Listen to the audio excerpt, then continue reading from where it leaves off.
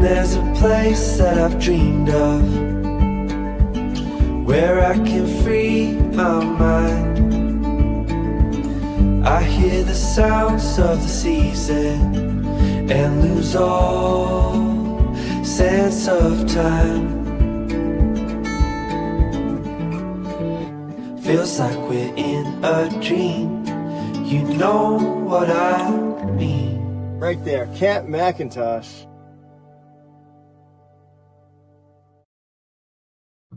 Yes, it is. It is Camp McIntosh, and it is CFN Live for yet another Monday. It is such an honor to have you folks along. If, in fact, you are looking to book and get involved in a CFN retreat, by all means, please reach out to Andre and Tracy. There is still room left for our event in September. Really looking forward to it yet again, as we always do. It's always a great time. The fishing is absolutely fantastic. It's just a great venue. For those who have been, you know exactly what I'm talking about. For those who haven't and may know the area of where the French River flows into Georgian Bay, this might be one of those bucket lists, one of those boxes that you need to tick. And we'd love to help you do it this September up at Camp McIntosh. If you want to know a little bit more, as I said, you can reach out to Andre and Tracy, or just reach out to me, and I will point you in the right direction. But September 23rd to the 27th is our 5th annual CFN retreat up at Camp McIntosh. Looking forward to, yet again, another fantastic outing. Unfortunately, our retreat up at Horwood Lake Lodge, which is our 8th annual, I can't believe we've been doing 8 years. Horwood Lake Lodge is completely full. There is no room left. Horwood is completely booked. We're really excited about that, and we're going to be up there in August, but about a month before our retreat in September at Camp McIntosh. Anyway, looking forward to it. It's always a lot of fun, and if you're interested, please, by all means. If not, and you want to go up earlier, maybe you want to go up to Horwood or Camp McIntosh during the opening of walleye season. I don't know what room is available, if there is any, because I've talked to both owners, and it seems like they're jam-packed. So it's great to hear. I'm so happy to hear that, because, as I said, that is the goal of everything that we do here at CFN, is to spread the wealth, as they say, and make everybody prosperous in this wonderful fishing industry that we call home. Rob, how you doing, my friend? Nice to have you along. Lloyd's here in the house. We've got Richard. Sonia, congratulations on that incredible honor that you got from OFAH. We posted that on the weekend. That was very, very cool. Fernando, how you doing, buddy? Nice to have you along with us, as always. Steve's here. Nice to have you. Now, there's a gem right there. Gary, great conversation we had yesterday at the Spring Fishing and Boat Show, and I'm really looking forward to bringing on Christian to be in a more visible aspect to our platform. And I think Christian has a lot to offer the folks here at CFN, and he's going to be doing product reviews and a whole bunch of other things. What I will say is there's so much at play right now. There's so many things that I want to talk about. There's so many things that we need to bring to light, if you will, but they're still sort of happening, still sort of coming together. But as I said, Christian is hopefully going to become a mainstay here at CFN, and he's going to do a lot of product testing for us, maybe do a few interviews as well. Yeah, happy to have him along. Actually, extremely happy to have him along. Bob, how you doing, my friend? Nice to have you. Missed you at the show as well. There's the man that keeps it all together while I'm away doing my thing, the one and only Steve Shaw. Thanks for all you do, Steve, as always. Mark's in the house. How you doing, Eve? Who's ready for spring? Yeah, no kidding, buddy. Grandpa's tackle box is here. Nice to have you folks along. Joe's in the house. Yes, cold day today, Scotty. How was your hot? Yeah. Unfortunately, that is a whole nother story. And when I'm done live, unfortunately, while I was at the show, I got that call that everybody dreads. My hot water tank let go. So I'm going to be dealing with that right after the show. I've got a few ideas that'll hopefully get me to when we are able to install a new one. But for right now, yeah, I got to do some patchwork. But we'll get through the show because it's extremely important. We have a lot of great things and important things to talk about tonight. So I didn't want to miss that because, of course, love all you guys. And I love being here. I'd never want to miss it for anything. How you doing, Jeremy? Nice to have you along with us. Jason Brock's in the house. There's the man, Richard Elliott. There are so many people. Adrian, I picked up your package. And listen, CFNers, I don't know how we're going to give it away. I don't know when we're going to give away, but Adrian from Adrian's Custom Tackle gave us a really cool prize pack. So we'll be thinking of ways to put that together. There's the man I was just talking about. As always, Christian, it is an honor to be in your midst, hoping, as I said, to make you a focal point, not only with CFN Live, of course, but the Power Hour. But you are going to be an integral part of us moving forward. So thanks for your time, and thanks for stepping up, and we look forward to seeing what you bring. Ed's in the house. Nice to have you along as well. Dean's here. James Shembry's here. This is packed house. Well, listen, as I discussed, and there's a few things we wanted to talk about from this past show. But, of course, it was the Spring Fishing and Boat Show, and it was yet another success. The one reason that I truly love this show is because it is basically a reunion. It's like a coming together, if you will, of the fishing community. And there was a lot of folks on hand for what was a great turnout. And as I said, hopefully folks went home with a little bit of money in their pockets. There's a couple of announcements that will be made throughout the show. In regards to what happened, I did take a little bit of video. I've got a new little gadget that I was walking around with, and it creates these wonderful stories. And just some of the folks that I was able to meet didn't really necessarily get the camera view in some cases that I was hoping for. But I want to thank everybody that took the time to say hello, gave a hug, told us some stories. Adriana, there's Sarah. It's great people, absolutely fantastic people, and we are so blessed to have these folks with us, as I mentioned. But one thing I did want to mention, and we're going to be featuring this Friday. There's a young lad by the name of Max Kuntz who has come up with a really unique, but it's a really cool idea. Something that I saw tweak my eye. And for anybody who loves their lipless cranks, even jigs, anything that has those pesky little trebles. And here's one of the reasons that I truly like this idea. So the concept of it is this is all Velcro, and they come in a wide variety of sizes. In fact, I think there's 5 amazing colors and sizes that go with this. He does do custom work as well. So if there's something that you want even bigger, but the idea of it is it goes over top of not only your rod, but your bait, so that as it sits on the rod, it is completely free of getting jabbed, finding its way into fabric, maybe your arm, God forbid, your dog. And I think that's what really tweaked my interest. Lots of us have dogs that run around, and they're very curious, cats too.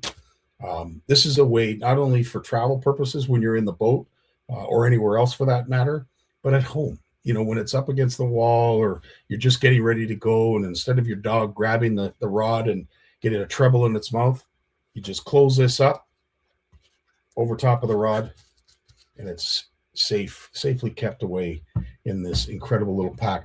We're going to be, again, featuring this on Friday so that it'll give all the information that you possibly need. But he's a young lad. He's got an entrepreneurial mindset, and I'd love to see if CFN can help him along, because I think this is a really cool idea. And being a CFNer makes it that much more special. So, as I said, we will be posting a little bit more information this Friday in regards to that. But without further ado, let's bring in the one and only Big Jim McLaughlin right after this. When he was born, he tried to reel in the umbilical cord. Bass named him as their personal best. His power pole came with a stripper. Forward-facing sonar uses him to find fish. Chuck Norris is his co-angler. He is the most interesting fisherman in the world. Stay fishing, my friends. He is the one and only Big Jim McLaughlin. And, It's always an honor to have you, bud. Always nice to see you you. almost didn't have me tonight, boy. Oh, what happened? What a day I've been on. I've been everywhere. Oh, no. Been to Ottawa once and a half. It was a Oh, good day. I'll explain to you. Yes, and not to get into it, but yeah, I can imagine Want to that get that into was. it? Pick on someone your own age. Not something we want to talk about, but yes, needless to say, you did have a busy day, and I hope you were able to get everything done. Everything was successful, and you're able to move on and turn the page. It's done. Attaboy. Attaboy. Well, one thing too, and I again not to revisit, is I did reach out to you and I asked you, was it weird not being at the show? Because you've been a focal point at this show for a number of years. Jim, how many years have you been there at this show? I don't know. I was at the show. Wasn't there last year. Oh no, I was there. I just came for the breakfast. Remember, that's right. Yes, that's I right. inducted Dave Chong into the Hall of Fame. So That's right. I came to I'd hitchhike there to do that. You know what I'm saying? Yeah. Yeah. It was hi to all the guys that said hi and gals. Oops. That's so. See, I'm paying attention. It's getting old shit. Where am I? Oh gosh.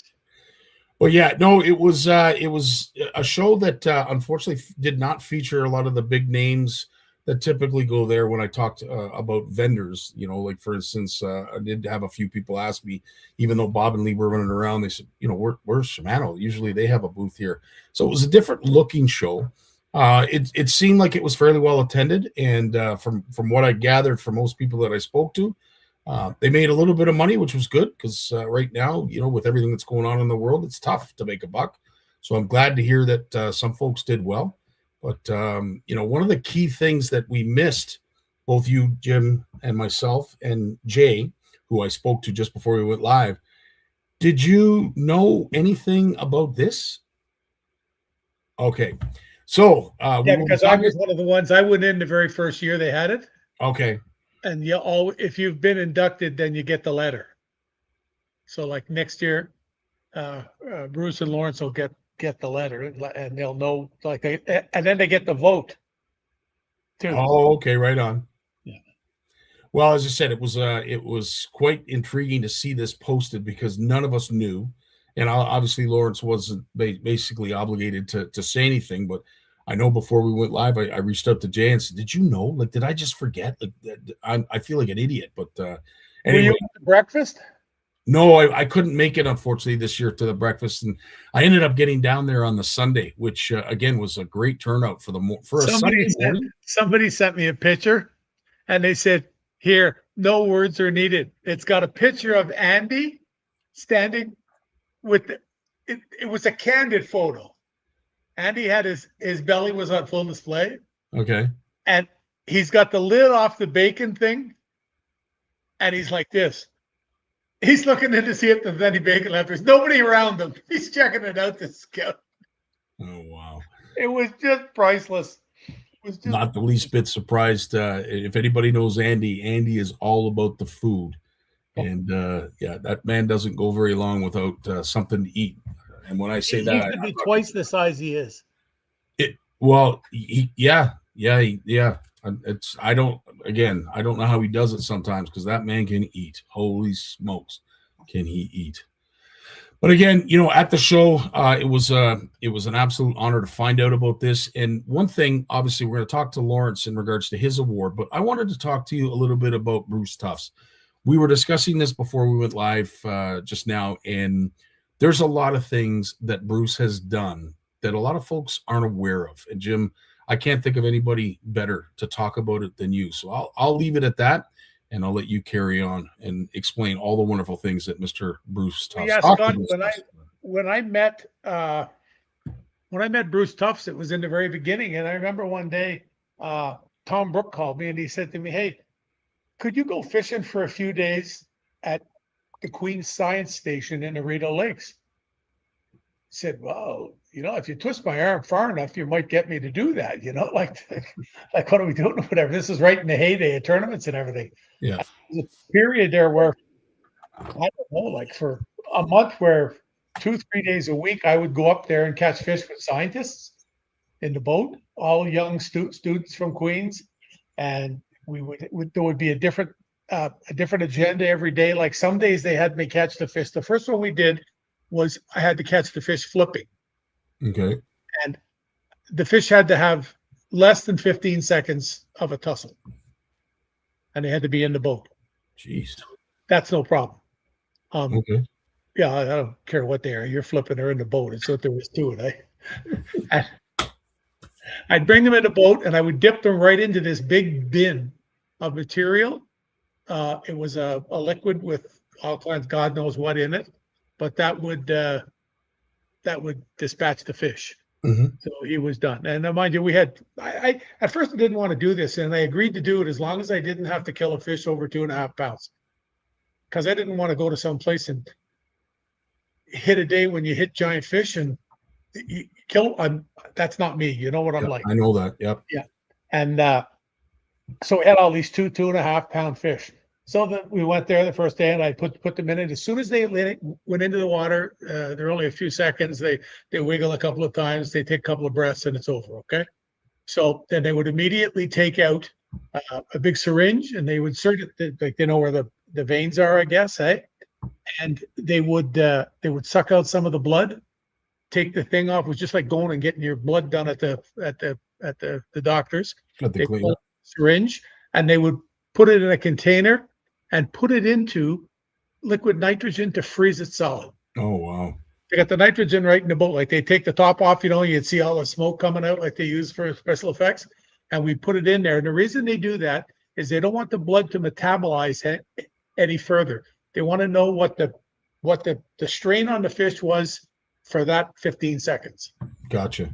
That was it. So then they take them back to the labs and go through them all and do everything about it. And stupid me asked, "Can we eat the fish after?" He goes, "No."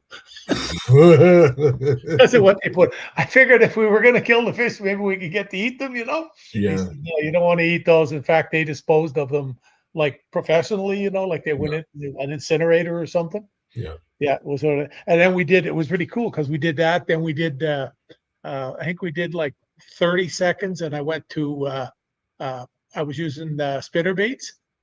So it's pretty quick. You can force them in, Right. but you can time it. You can reel a little slower, that kind of thing.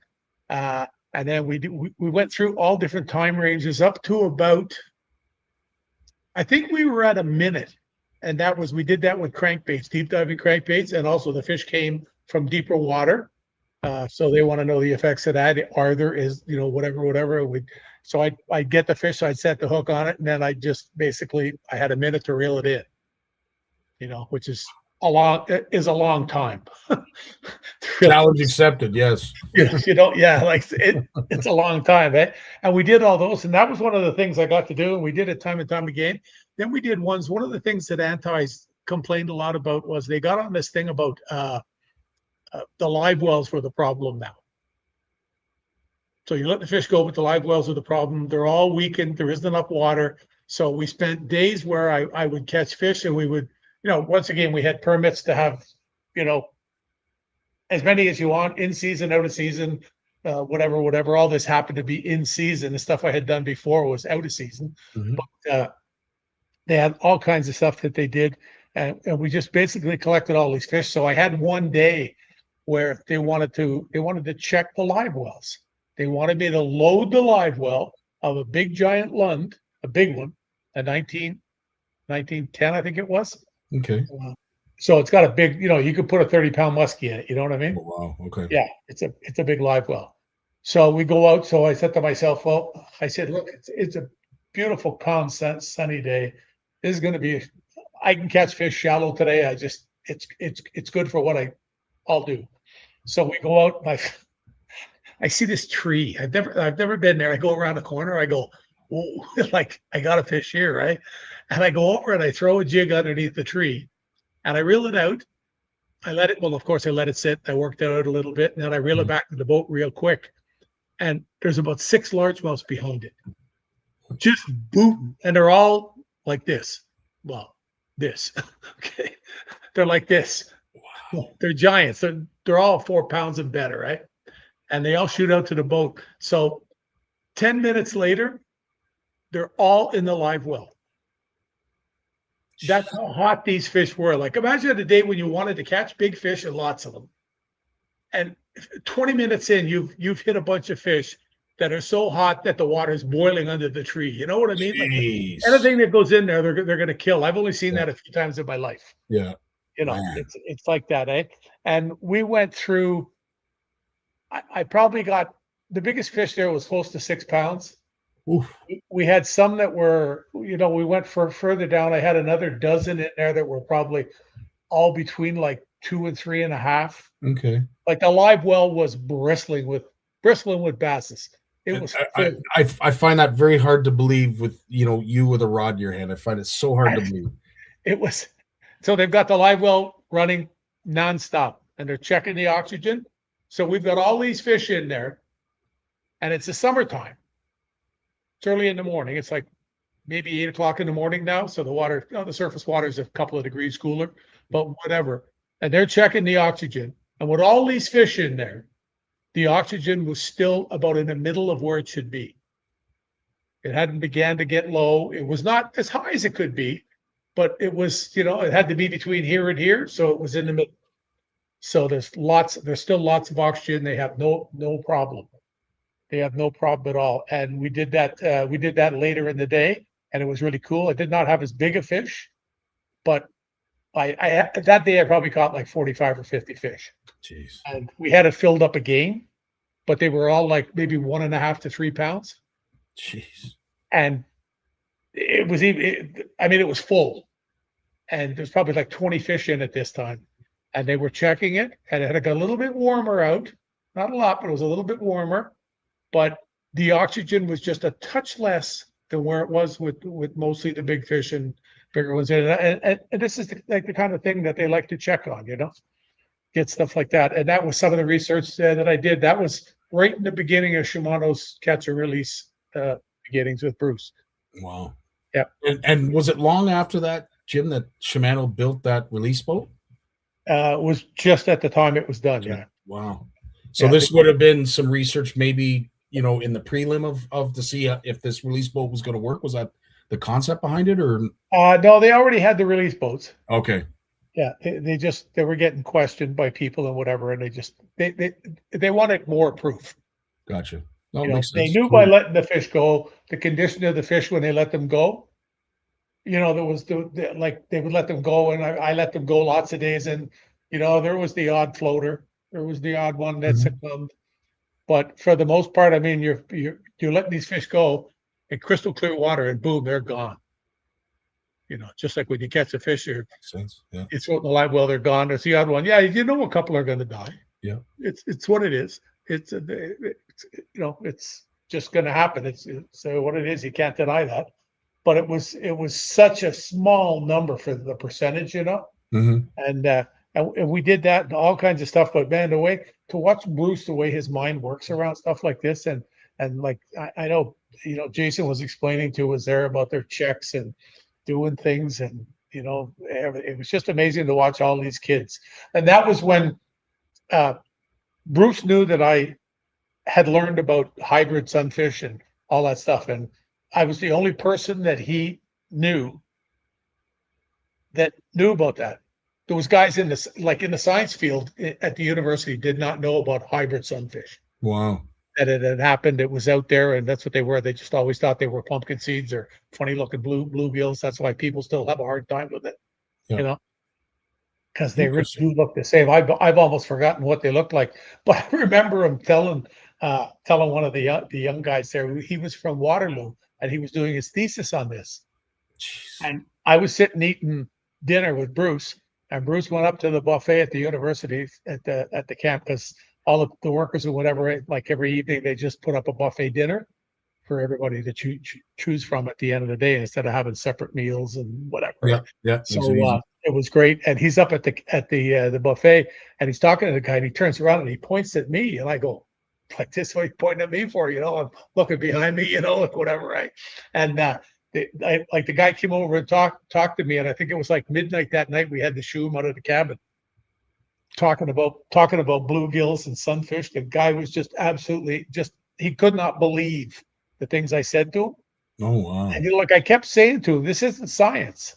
This isn't science," But what my view is Yeah, just your observations. Yeah. what I just see happen, you Yeah. know? And he said to me, yeah, but he says, I've interviewed people that they don't know what you've just told me. That's wild. Well, And you've been along the water a I just long got, you know, time, just dude. like when we talked about the smallmouth Yeah. living out in the middle of nowhere. Yeah. Yeah. Like we told that to people when I talked with Al Linder about it. He heard me talk about it and he came to talk to me. As soon as I disengaged from the person I was with, he came over and said, hey, I heard you, and whatever, you know, because they had found out about it too. And Rocky and I knew that smallmouths lived in open water, like in certain kinds of lakes. Yeah. Cool. It's so cool that you're sharing stuff like that because, as I said, we don't have the luxury of really learning that on our own and learning it for the first time because we have pioneers like you. Oh God, no, I'm blessed to have done Yeah, that. exactly. Like, absolutely blessed. People don't understand how much things like this mean to me that I got to do that. I can imagine. I can It's only just, imagine. it's really cool stuff. But George there's George was just mentioning that MS-222 that euthanized the fish is not good for human consumption. So it's a good thing you did not have a fish fry. no fish fry, George. Oh, wow. Well, really cool stuff. Keith, yeah, I agree. We definitely missed Big Jim this weekend at the show. But needless to say, as I said, with this announcement with Bruce and, of course, Lawrence, it's what an honor. To see all the plaques up along the wall within that venue is I really already cool. have a message into Bruce to get him to come on with us. Oh, right on. Oh, that is so cool. Yeah. Really looking forward to that. That's He's a wonderful person. Whenever he drops in, he launches the boat here. He likes to fish whitefish, and when he pulls out, because it's like when he pulls out, he's parked in my yard usually, and I'll just see him at the back door there. He'll come up the back stairs, eh? Yeah. And like when he comes here to visit like that, he'll pull out the boat and he'll say, "Oh, I just dropped in to say hi," and it'll be like 4 hours later he leaves. Wow. We just start talking about all the things in the past and everything really, really cool. Hey, Randy. Yes, it was awesome to see Randy this weekend and his wonderful wife. I hadn't seen either one of them in a long time, so it was kind of cool. It was great, and as I said, that's what this show for me is it's a reuniting of everybody in the industry so that we're all under one roof, all able to talk. And really, at the end of the day, there's never enough time to catch up, but it is cool to be able to say hello, give a hug, get caught up with some of the stuff that they've been doing, some of the stuff that they're looking forward to doing in the spring and summer. But at the end of the day, it was just cool to be around some like-minded anglers. And I just love it. Like, when I was there to induct Dave in the Hall of Fame, and then I sat up front with Andy when he does the opening of the show, and I talked with him for about 45 minutes, and then I went over and visited Chuck at BKK last year. Yeah. Sat with a few of the boys and chatted there. Mercer was there and a few other guys and whatever. We sat and chatted right in the seats at the stage for a while. And man, I must have had 30 people come to say hi, That's cool. And it's really, really cool. I know I've had a lot of contact in the last few days here since the Ottawa Boat Show started their advertising campaign running on the radio here and that. And I've had a lot of people contact me and say, "Hey, are you going to be at the show? Because we know you're not, where you were before anymore." Mm-hmm. And I said, "Oh yeah, that pond has nothing to do with any of that. That's mine for 31 years. It was my idea, and it still goes. We're getting close to the end, but it's still happening. Oh, we still got a They few have to more put up years. a tent for me to stay there next year. We still got a few more years in you, buddy. And so. we've got a host of CFNers that are coming to give you a hand. So at the end of the day, we're going to do our very best to make sure that it's as easy as pie for you just to do what you do best, bud, which is just sit around and take it all in. That's You might have to wake me up this year. Well, I tell you, I don't know who I'm taking back. A good buddy, Jeff Kennedy. God, I love listening to the best in the business. Holy smokes, what an honor! Thanks, Jeff. Not often I get that. Now, with that being said, I did want to mention something at the show, and you and I talked about, and this was a takeaway for me because it was talked about quite a bit. They were obviously doing seminars up at the tank, and one of the most appreciated seminar, and this isn't a takeaway from anybody else, but one of the best attended seminars was the trolling seminar. Yeah. And Rob Jones was up there. I forget who else was on the stage, Well, but Powis. Powis was, that's right. Paul Powis was Greg there. and Neil. And Greg. Yeah, because we'll have Greg next week at the Ottawa show doing stuff. Yeah. Three of what I would consider probably the most elite when it comes right now at this stage, probably three of the elite when it comes to the trolling aspect. And they had to go farm out some more seats. They couldn't get, there wasn't enough chairs for everybody to sit down. It was probably one of the best attended seminars I've seen at that show. And again, it does speak to what's going on in Lake Erie and Lake Ontario. And you mentioned it, this whole thing with the salmon has really intrigued a lot of anglers that maybe have not fished it before, and maybe they want to get into it. And with all this cash and prizes that are now available, and not to be disrespectful to anybody, myself or anybody else, you can only listen to so many people talk about a flipping jig. Yeah. I mean, there's a lot of it out there. Like it's just, that's why when you see this other stuff getting its due, I really like that, because you have a lot of other stuff up there. Like at the show this year, I've got a huge influence on muskie. I've got 4 muskie speakers. Sweet. For the best muskie fishermen. I mean, Captain Greg will be up there talking salmon and walleye. Ashley Ray is going to do Quinty walleye. She's just there on the weekend though.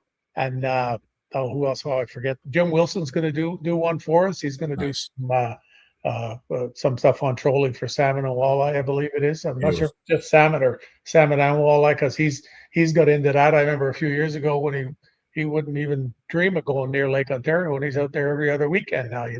It's like anything else. You have to learn how to do it. 100%. And I got to see. I'm with you, Keith. Yeah, as am I. I will say nothing to take away from Paul or Rob, but yeah, Greg has certainly got it down pat. But yeah, in regards to Jim, as we mentioned last year at the retreat, and we're going to get the honor to see it again this year, is how fast an intuitive angler is able to dial in a lake. And for someone who's never been to Horwood, and yes, he's targeted walleye and he's targeted them in lakes like that. Was he trolling there? He was doing everything. Because when you troll, you cover so much water. Yeah.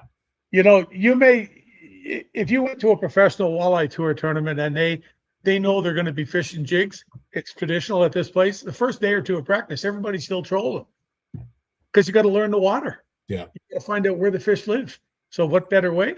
100%. Drive around all day with the line behind the boat, and with the knowledge they have of understanding underneath the water. That's the whole thing, and you have to learn that. And of course, with all the mapping we have now, you can set the boat to troll in 18 feet of water.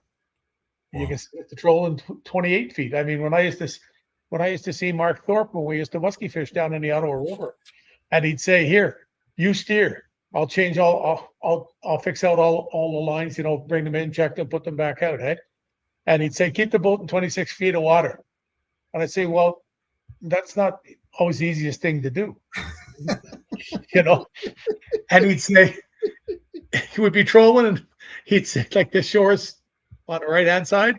Say, if it starts getting shallower toward the shore, turn toward the deep water.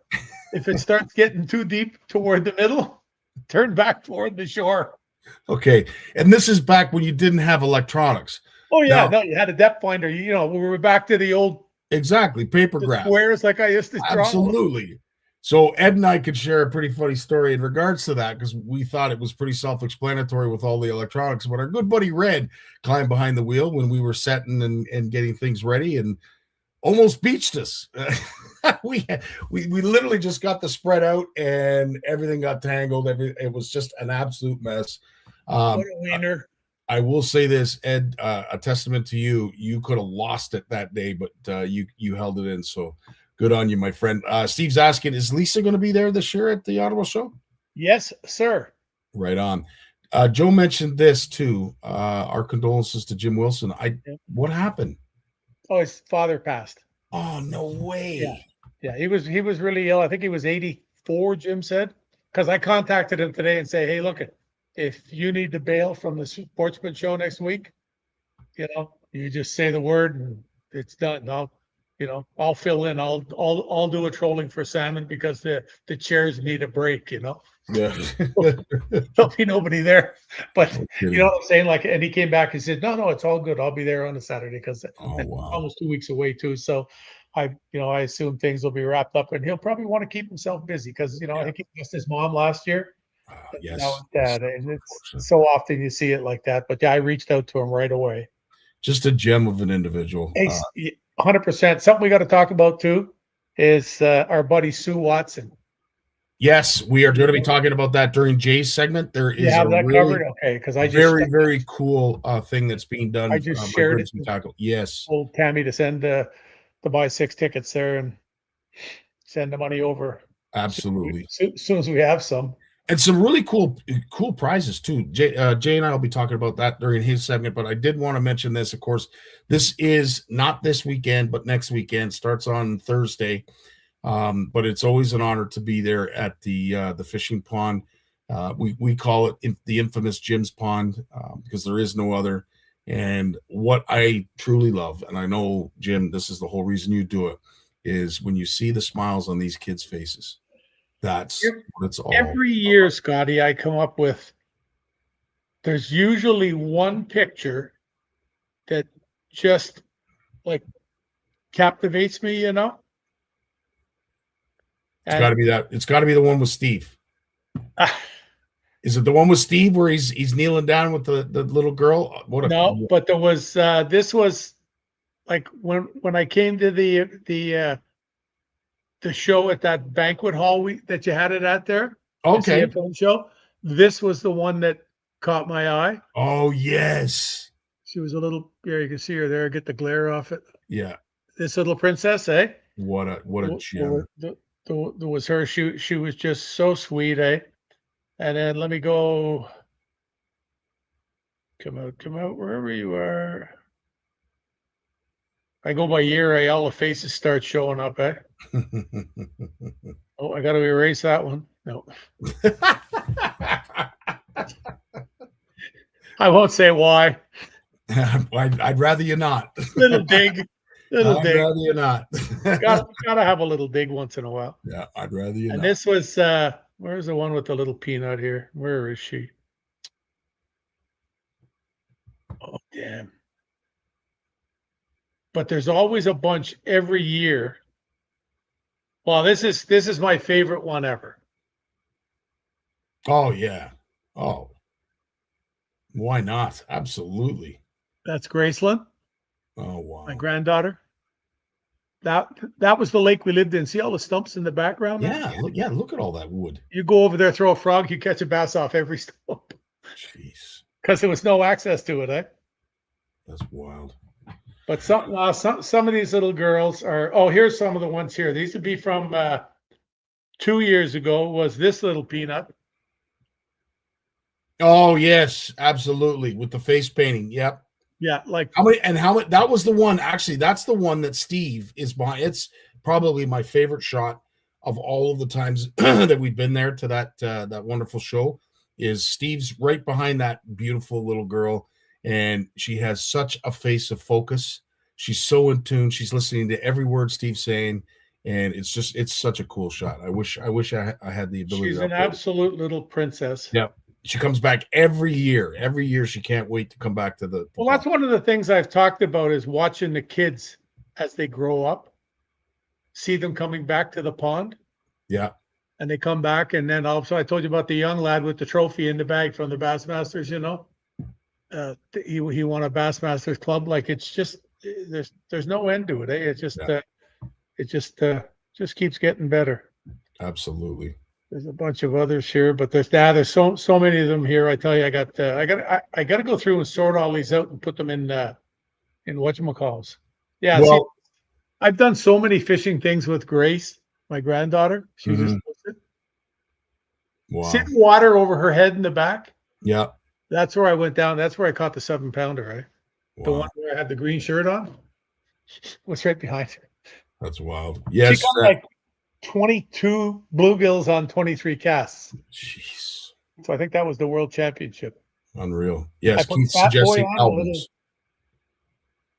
Oh, Keith will say, yeah, Yeah, albums. Learn he's how to do suggesting that. albums, maybe year by year, Yeah. event by Well, event. it has them Good by idea. the year here, Yeah, but asking me to figure something out on a computer, you know, it it don't it doesn't happen. so cool. Yes, you are right, and that was quite a day with our good buddy Red. But that's coming up, as I said, not this weekend, but the following weekend. Starts on the Thursday, runs right to Sunday. Great show, lots to be featured. There's going to be a made in Canada aspect to it as well. We've got some great vendors there that are going to be showing their stuff and showing their talents and hopefully making a buck or two. So yeah, come by, say hello. It is in the Ottawa area, and if you're close by, we'd love to see It's you. right by the airport. It's easy to find. Yeah, Hey, absolutely. remember I told you about the super fat muskie I caught trolling for walleyes in Ottawa? No, but I found the picture of it. Good Lord.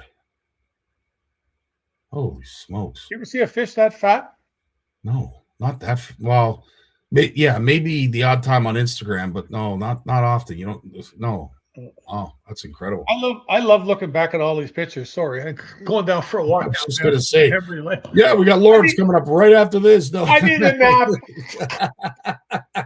Like Grandpa on The Simpsons. Well, Jim, we do have to get going. We got to get on to Lawrence and of course Jay. But before we went, I know you're prepping for the show. Anything else you got going on this week of interest that you might have wanted to share? We're doing some of that. See the Angler's Choice box behind me for the kiddies. I got that. I got a great big beautiful box over here sent to us by the good folks from Brex.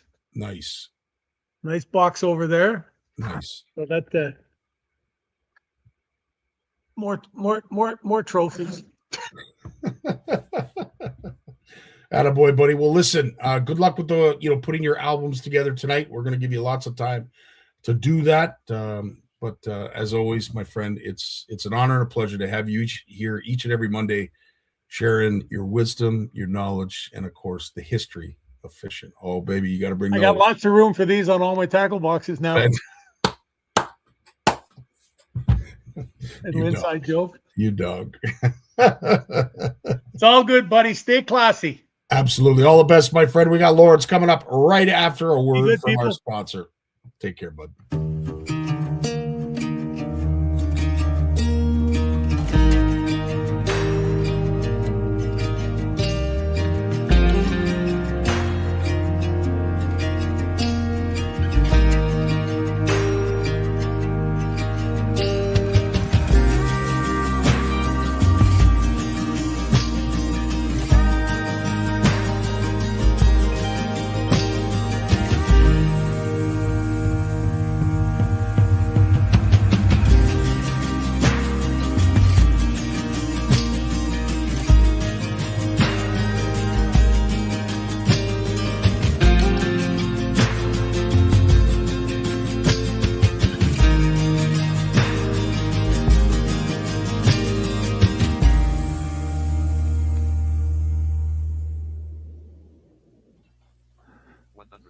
Well, there it is, the one and only, the dubious.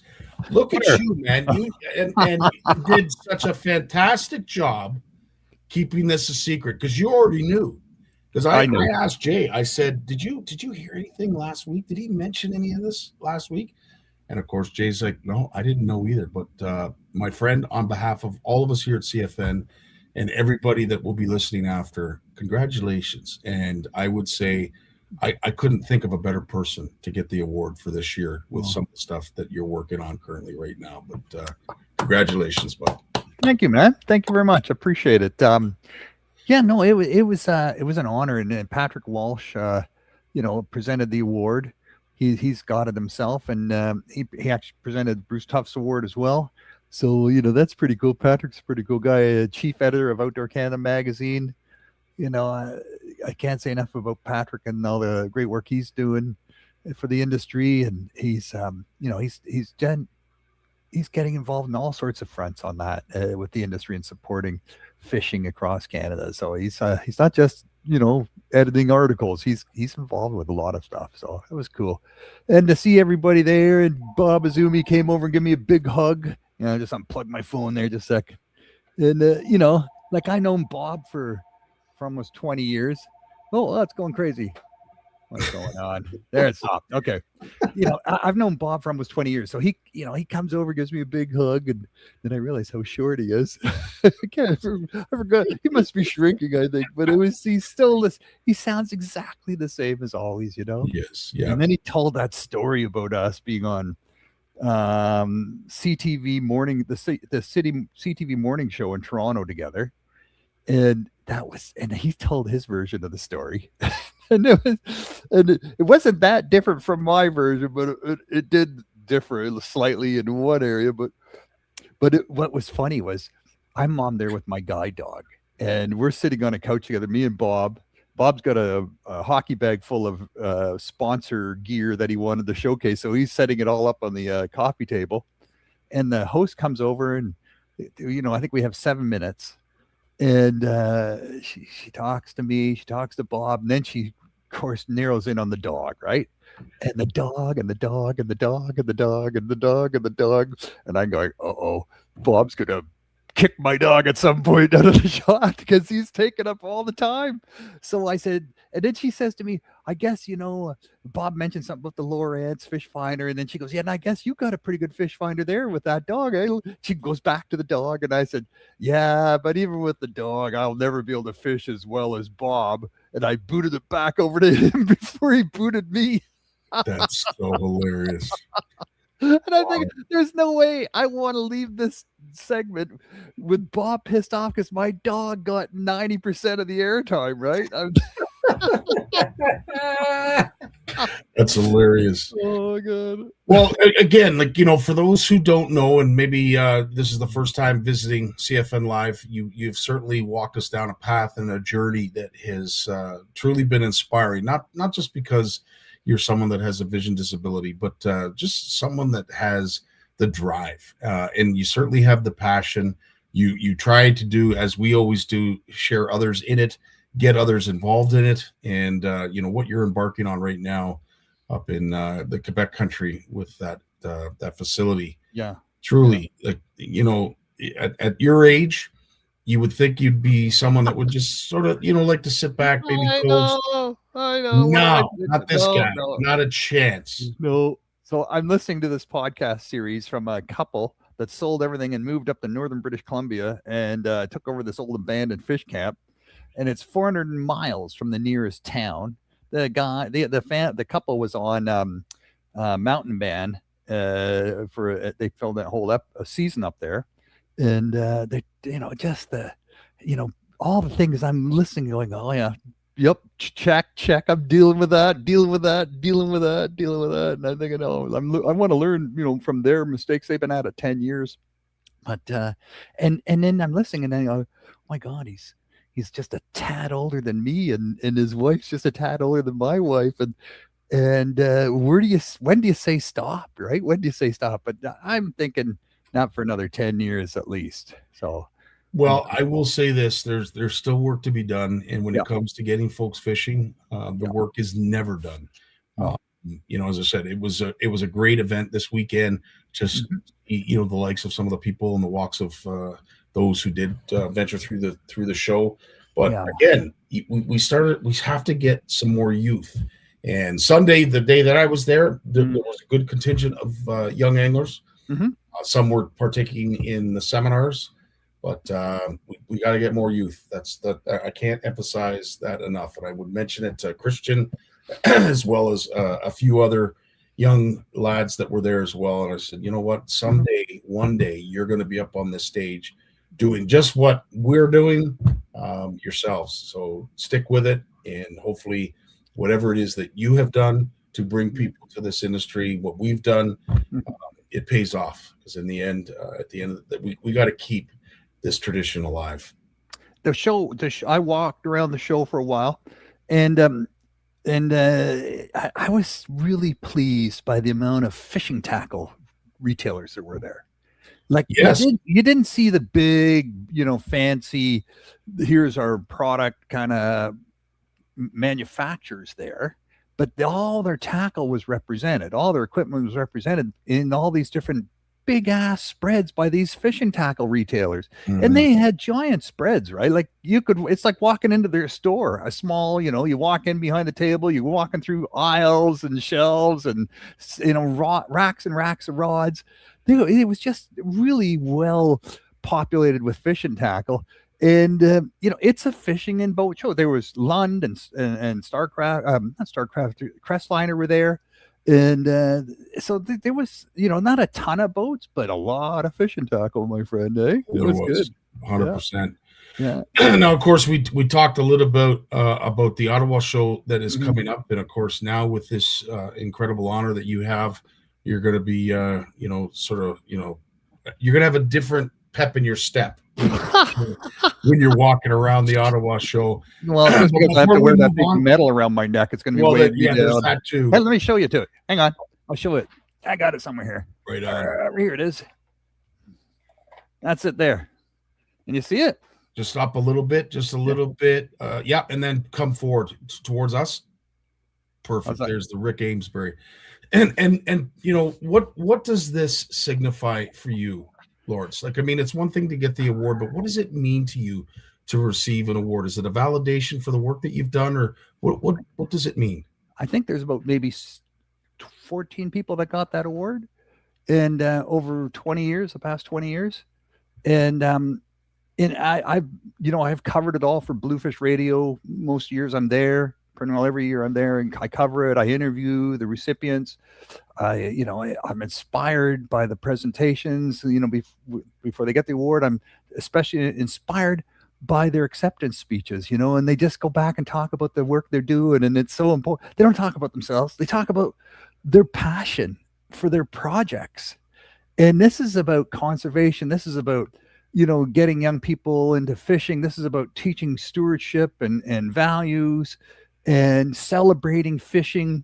It's everything, except, how many rods did I sell? And there's nothing wrong with selling tackle and promoting fishing equipment, because, we all love fishing equipment. Let's face it, right? Can't have enough fishing rods.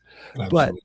But this is the whole other side of it, how do we make sure it's going to be around in the future, and who's bringing us there, and who's leading us there, who's leading us to where we are now, to where we need to be for the next generation, and to deal with whatever challenges we're facing.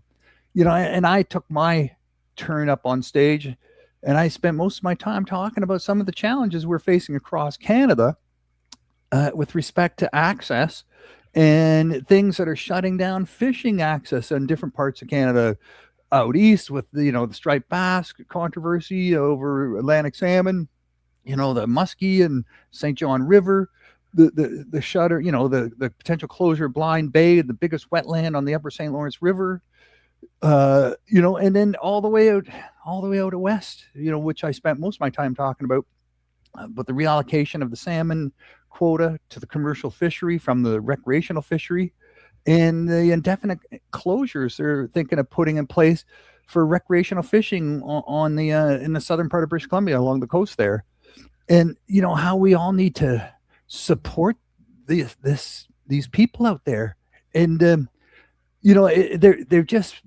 freaking out. This is the 11th 11 hours and 58 minutes on the doomsday clock for them. Yeah. They sent a delegation to Ottawa. There's 7 of them here, the Public Fishery Alliance, and I just interviewed them all, and I had 7 interviews in under 50 minutes. Pass the mic, and just what. And so this round of interviews for Bluefish Radio, and I'm going to try to get it up tomorrow. It's about, why are you here? Why is this important to you and your community? And then. On Thursday before they go home, I'm going to interview them all again. I'm going to say, what did you just spent the last 3 days on Parliament Hill, talking to members of Parliament, talking to senior bureaucrats. What did you accomplish? What are you going home with? What's your successes? What work still needs to be done? And, we're not done. We're not done. And let's hope there's some progress made, though, and we'll find out. This is super important. It is, and I am looking forward to seeing the gist of those interviews and what comes of that, because I do want to hear the input of folks that actually live out there. As harsh as it may be to listen to, as full of drama and political connotations that are associated with it, it will be chock full of all that as well. But at the end of the day, we are seeing something out on our West Coast that I don't think I would have ever imagined seeing in my lifetime. And it is a struggle. And I just hope that we're able to get the kind of input and the kind of coming together, if you will, to solve the problems in the end that actually makes this fishery what it used to be. Because I'll tell you, I'm just flabbergasted that it is primarily, if you think about it, Lawrence, it's probably made up a good third of our conversations here on live. Mm-hmm. Yeah. Well, you got 9,200 jobs at stake with respect. That's the marine recreational fishing, not the freshwater, just the marine. Yeah. It's $1.2 billion worth of economic generation. They one gentleman was saying it's $840 of economic generation for every salmon caught recreationally, and about $8 for every salmon caught commercially. So, the value of the salmon. And it's not just about catching and harvesting. Like, people don't go there and spend all that money to catch fish to put in their cooler, right? That's not what it is. It's not like trying to beat the grocery store and get some cheap ass fish. Mm-hmm. They're spending that kind of money because they want to get out of the city and connect with nature. And like I said, I don't want to give it all away, but I thought this was pretty good. Teach a person, give a person a fish and they'll eat for a day. Teach a person to fish and they'll fall in love with nature. Right. Mm-hmm. Yeah. Mm-hmm. Yeah. And that's what this world needs more than ever. Right. Mm-hmm. We need to value and love and, protect and honor what we got. We got so much now more so than ever, with all the distractions and all the crap that we could spend all night talking about. At the end of the day, our contact with nature, the ability to connect with nature is truly an outlet that I think all of us yearn for, long for, and can't wait to get back to. Because at the end of the day, man, I'll tell you, everything that's going on can keep us so distracted from a lot of things. But looking forward to that interview and the results and hearing some of the folks and what they have to say. Because again, we don't live there. We don't see it the way they do. They live it. It's like Jim, was talking just previously.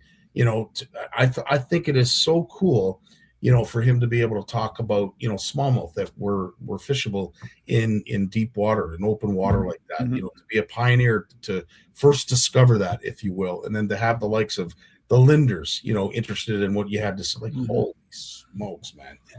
That opportunity, unfortunately, none of us are going to be able to experience. So it's cool to hear right from the mouth of the first person that was able to bring that to light. I think that is absolutely so cool. And what you're doing out on the West Coast to bring all of those issues to light as well, buddy, is a commendable on its own. But again, nice to see you recognized.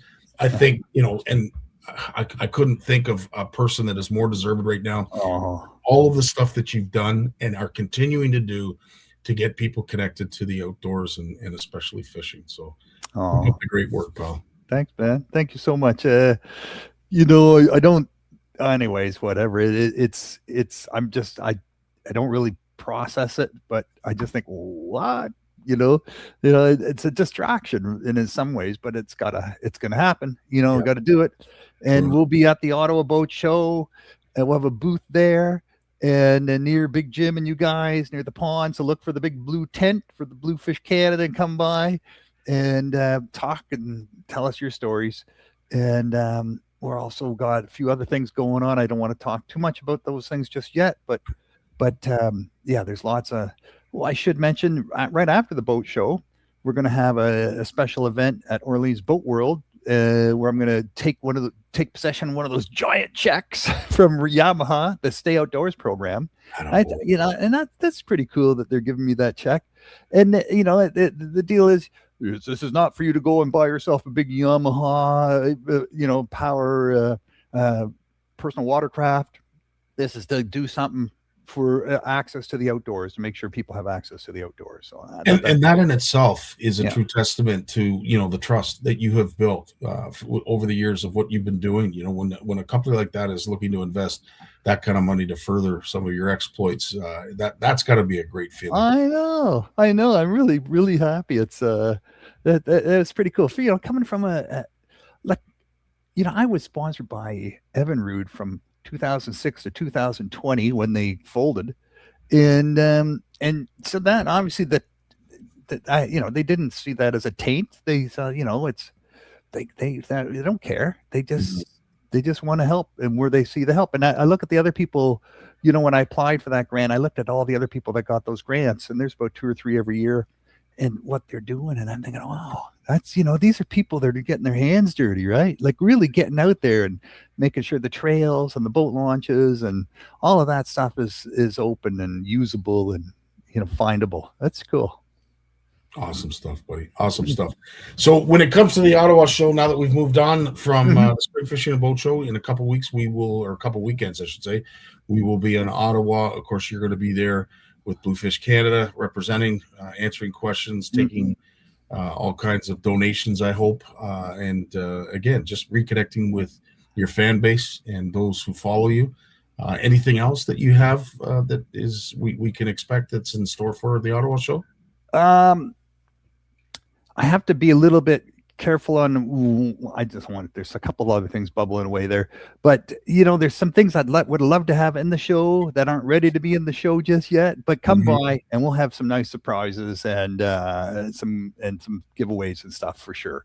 And and a chair if you want to just sit down. We always bring out some extra chairs, so you can just come if you need to take a load off. And just come over and, have a seat. We got some nice comfortable chairs and wait for the next presentation to start. And there's going to be some great people there.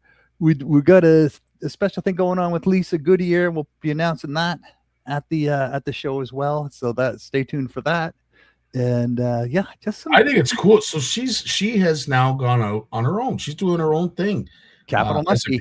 As a muskie guide. Yeah, that's the name of her company, Capital Muskie. Capital Muskie. I love the logo. And again, she is such a gem. Yeah. She was so thrilled to tell me that she was going on her. It's so cool that I had the pleasure of meeting her, and I can't wait to go fishing with her. She's so much fun, man. Holy crap. She works hard, man. She works hard. Like, she's got a work ethic that's just amazing, absolutely amazing. And it's if you want to go on a guide, it's not just going to tell you stories, but she'll tell some stories, but she's going to make sure her number one goal is that you leave with some stories. True enough. And not just hers to repeat, but your own. And that's she's totally driven to client satisfaction and doing it the right way: conservation, sustainability, best fish handling practices possible. She believes in all of that stuff. Cool. Very cool. Well, before we let you go, I do know that there's probably some news items that you wanted to mention that you might want to highlight, just that they might be happening. It might be something that is coming up in Bluefish Canada or maybe on Bluefish Radio. Is there anything that you wanted to mention, that some of the things that you might be working on in the near future or maybe right now?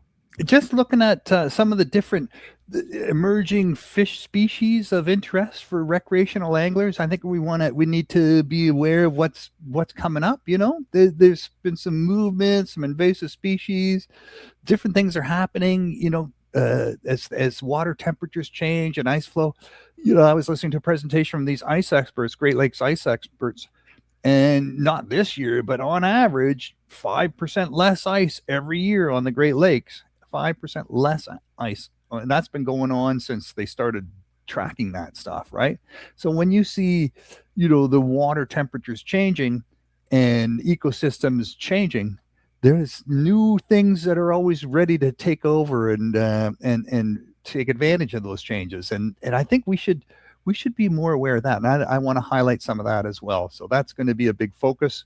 And we're doing a big rebuild on the Bluefish Canada website.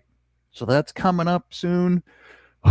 That's always a big challenge. And imagine, yeah. So that's we got we just doing a lot of, grants and applications right now for sure. This is the time, get the grants in, get the applications in, fingers crossed, and let's see where it all goes. Very true. Bill's asking, isn't there more ice this year than forever? And yeah. This year's outstanding. You got ships on the Great Lakes that are just stuck in the middle of frozen lakes, and the ice breakers have to go out and get them.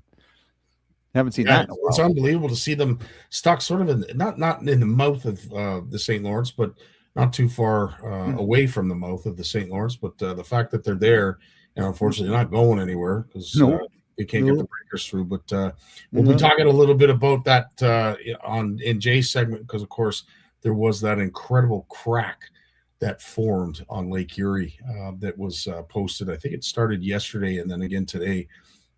Some incredible footage, satellite footage, showing the crack as it started along Lake Erie. But to your point, it was interesting to hear Lake Ontario.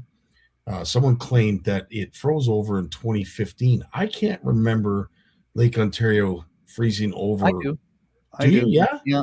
And I remember in 2008, nothing froze, and people were out fishing in their boats all year round in Bay Quint. Yeah. Remember that? There was a couple tiny little deep parts of the bay where you could put an ice hut, but then you'd look out, you'd see the fishing boats trolling back and forth. That was pretty amazing. So I was talking to a guy who has a fly fishing lodge up in British Columbia, and near Canmore, and I asked him what he's been there 40 years. I said, see any differences? And he goes, yeah. He says, is it the next ice age coming, or is it the cycle, or he said, but definitely there's more extreme weather and more drought. And he said, we got British Columbia has they have flowers out there right now, right? There's flowers, there's grass, there's just 19 degrees on the weekend out there. 19 degrees. Yeah. That's a problem. They need the snowpack. They need the snowpack, and they need, so that snow melts all summer and fuels the rivers, and they're not getting that again. So no, true enough. Well, as always, my friend, it is it's always an honor to have you. And now that you are an acclaimed and awarded angler and member of our angling community, I guess you're going to ask for a raise here on CFN Live. I don't know how we're going to afford you anymore. Yeah. When Jim got inducted into the Hall of Fame down in the States, that broke the budget, and obviously now you're going to do. My fingers are crossed. I'm hoping that Jay Barnucz never becomes honored with any of these awards, because we'll have to close up shop. We won't be able to afford to move on. Well, I think you should talk to Big Jim about putting me first and him second. I can say that. I live miles from him. Well played, my friend. Well played. That would cause a rift. That might cause a rift. I'm not going there. I'm just hoping he didn't hear you. I hope he did. He's always pulling my chain. I got to pull his once in a while. Funny, buddy. Well, listen, you have yourself a great night. Don't choke yourself with that award. Just wear it during the day. Don't wear it at night. Because I was afraid Jim was going to cut himself with that plaque that he got. He kept going to bed with the darn thing. So I don't want to see you put that around your neck, and then unfortunately we have to make a horrible announcement the following day. So just wear it during the day, pal. Melt it down, get a new fisher rod. There you go. All the best, my friend. Have a great week. We'll see you up here in Ottawa. Yes, sir. Can't wait. We got Jay Barnucz coming up right after a word from his sponsor. Want to know the difference between power bait and other soft plastics? Ask the fish. Berkeley scientists have thousands of flavors tested on thousands of fish. Natural, man-made. Every bait that's ever hit the water. No matter the shape, size, or color, power bait is the only one that is scientifically proven. Fish bite and will not let go. J-Dog's in the house. What's up, Scotty? Okay, well, listen, before we get to, first and foremost, how was your weekend? It was good, man. It was pretty quiet, which is good. It's been, I don't know about you, but it's been nice not having to think twice about going outside, like the commutes, whether you're going fishing or whether you're going to work. Dude, the weather's been crazy. And the last week, it's been cold. Yeah. But I've enjoyed not having to white knuckle it everywhere I go. Right? So true. Like, yeah. So, no, it was good. It was a quiet weekend. Lots of ice. Don't have to go far to find it. Yeah. And more ice last night. Woke up this morning to go to work. It was minus 24 again, like where I live, which is pretty incredible. Cool story. So where I work in Burlington, by the Skyway Bridge, which almost never freezes over, right? And Hamilton Harbor's locked up from the Skyway to the West Harbor, like it is locked up. Now the ice around the Skyway Bridge, I wouldn't walk on it, but it's pretty thick. And I was at work today, and my office window faces Hamilton, so I'm not facing Lake Ontario. I'm facing the other way. And one of my colleagues, Dave, brought in a pair of binoculars. He goes, "You got to see this." So he gave me the binoculars. And I look out, and there's 5 coyotes about 300-400 yards off the back of the office, out on the ice patrolling, like a pack of them. Jeez. And there's a little bit of open water at the back of our building. One of the icebreakers is parked there. Because we're a Coast Guard shop. Yep. And one of the icebreakers is parked there. And there's a little bit of open water, which is packed with ducks and swans right now. And it's like shrinking, right? Like they're keeping it open, but they're packed like sardines. And these coyotes were like flanking, not right up to there's a big break wall, but the break wall is not complete. Like there's gaps between it. Yeah. And I can see the coyotes going along the back of the break wall, trying to sneak attack all the waterfowl. And so what I do at work, to take a break, like I'm not used to sitting at a desk all day. So in the wintertime, I actually set alarms on my watch just to get up and go for a walk. And I'll go outside. I'll throw a toque on, I'll throw gloves, go for a walk, even when it's minus 20 out. And today I got to go watch the coyotes try and get dinner. And every time I went outside today, I would see coyotes in different spots patrolling the ice. And you don't see that. And it just tells you the winter that we're having, like down here. I know we're going to get some mild weather this week, but it's not going to hurt the ice because we're still going to be -5, -10 at night.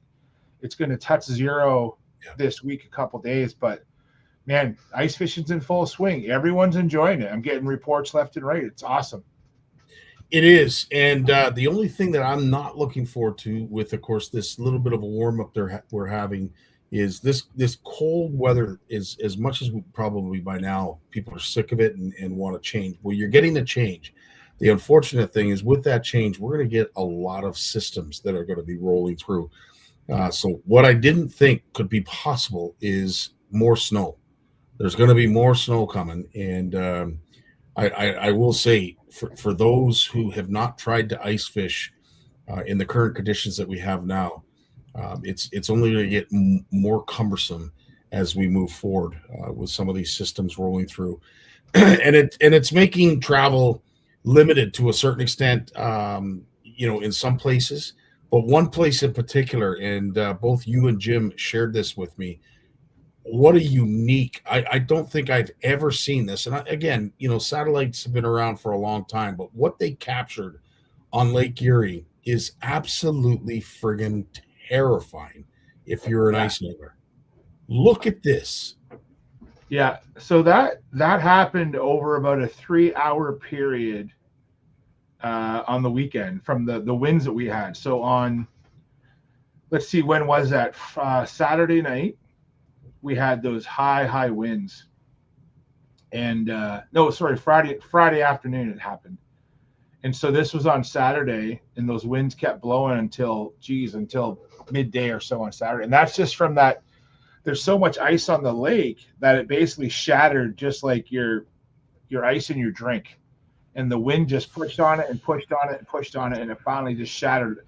So that's like 100-kilometer long crack on Lake Erie.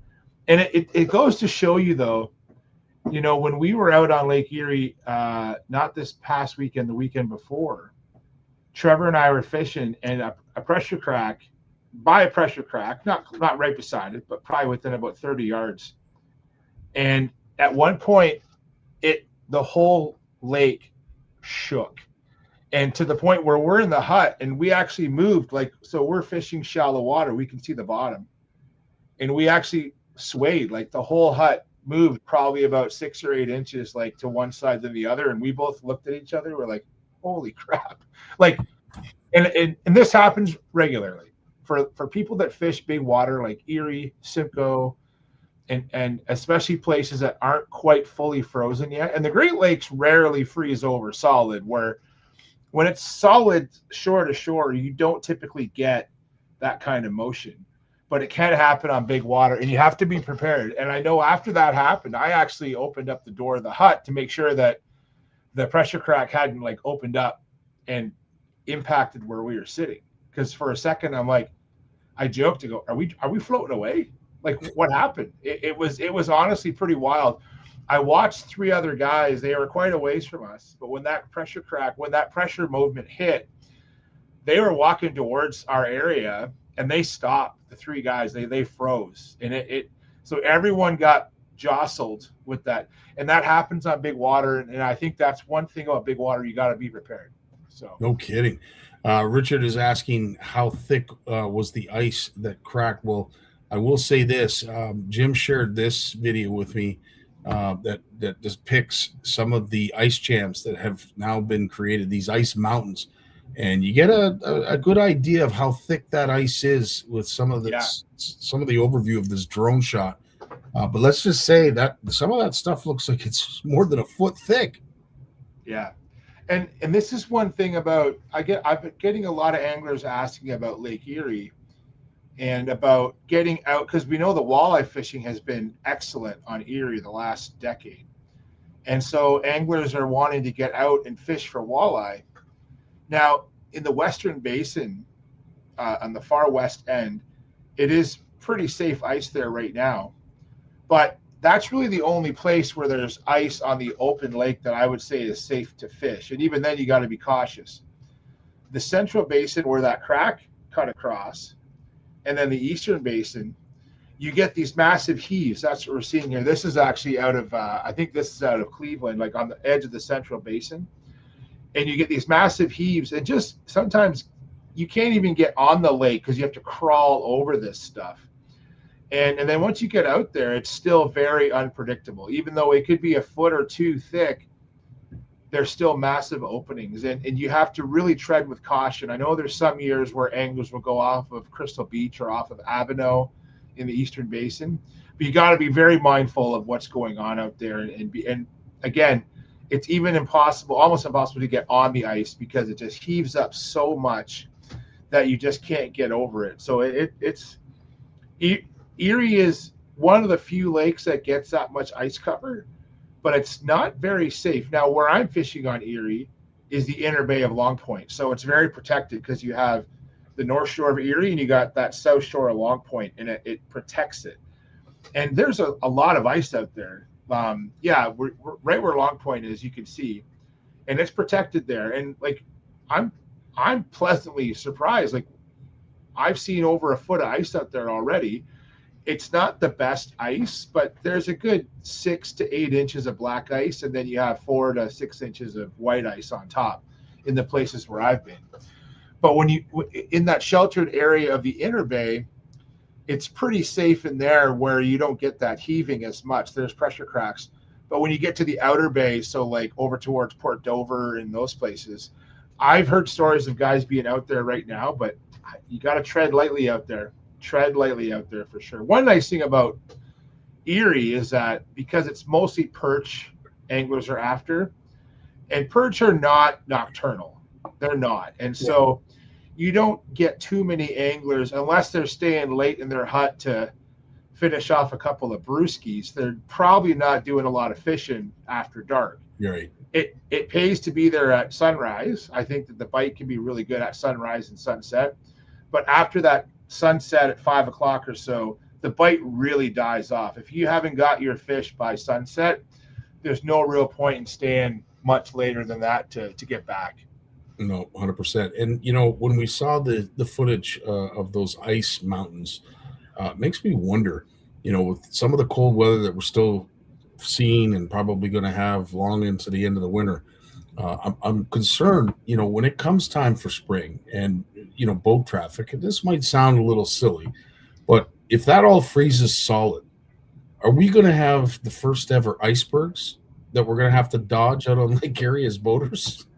Yeah, like, you know, so there's always, so I think that we've been spoiled, right? We've been spoiled the last few years. And, you know, Lawrence touched on this where, you know, anglers are fishing right through the winter, right? And I think that that's what will happen is you're going to get anglers who come March, we're going to get some warm weather, things are going to start to open up. But there's going to be some massive thick ice chunks out there. And it's going to take a long time for that to melt. And even looking at the long range forecast, I realize it's long range. I'm looking out, you know, 2, 3, 4 weeks out. And I don't see it breaking up anytime soon. But if we do get a warm spell, and it's not just warmth that breaks up ice, it's wind. Mm-hmm. And if you get a combination of warm weather, especially when you start getting, when your nighttime lows are staying above zero, that's when the ice breakup happens pretty fast. Right. But usually when you get warm weather like that in the winter, you get a lot of wind, so it breaks up even faster. But yeah, you're going to have to be careful out there. We've heard stories of guys going out for that early season bass on Erie where they'll launch out of Crystal Beach and then head out towards New York where the season's open. They're dodging icebergs going out there. So they got to be really careful. And I'm sure that the ice boom is going to be holding back ice for a long time this spring. I would agree 100%. Yeah. This is one hell of a winter. And we didn't start out that way, Scotty. And it came at us with a vengeance, right? Yeah. So it certainly has, because it was a slow start, very methodical, and then all of a sudden it was like somebody flicked a switch and everything started freezing up. But then look at what's happening out west. But they had so much cold weather. They had a lot of all this polar vortex that we got 2 weeks ago. They got that too. Like they've had lots of cold weather out there. It got warm, but it takes so much energy to melt that ice. And so, they got a few days of warm weather. What's going to happen is probably, and the warm weather can be a benefit in winter if you get a few warm days. It really packs that snowpack down on top of that ice, makes getting around easier. Because when you get a lot of snow on top of the ice, it insulates it. You get a lot of slush. Yeah. It can weaken the ice, mm-hmm. But more of the problem is anglers just being able to get around. Mm-hmm. Unless you got a good skidoo, a good snow machine, it's hard to get around because ATVs aren't really made for that, right? Mm-hmm. Even a good 4-wheel drive ATV, or even a big side-by-side, which has good weight to it, it really just can't get around in that heavy snow. And so I think some of the warm-up we're going to see this week is going to help pack that snow down on top of that ice. Like last year, I didn't go on the ice without my cleats. Every day we went out last year, it was always like super slick, which is amazing when you're on foot because you can walk for miles when it's like that. Yeah. But we haven't had that yet. It's not very snowy, but there's enough snow on top that it makes walking a little bit trickier. But like I said, I like walking where I'm going because we just don't get the thick ice around here for long. So investing in a machine when you have a season that's so short. So I'm on foot all the time. But our Smitty sleds get us around real easy. If no one has a Smitty sled, you really need to invest in one. And most diehard anglers have one now. They're a lifesaver. Amen. Bill's talking here. He's discussing wind and, of course, temperatures. That is frightful, -45. But I wanted to share something. Now that the ice is thicker, I don't want to say thick and safe and all the other buzzwords, but now that we have a little bit thicker ice, especially in certain areas, there's a great tip that was shared when it comes to anchoring your hut, especially on those windy days. And I never even thought of this. This is genius. One of the fastest and easiest ways to anchor down at any shelter is definitely by drilling a hole. And basically what I do is just drill that way and then just reverse it.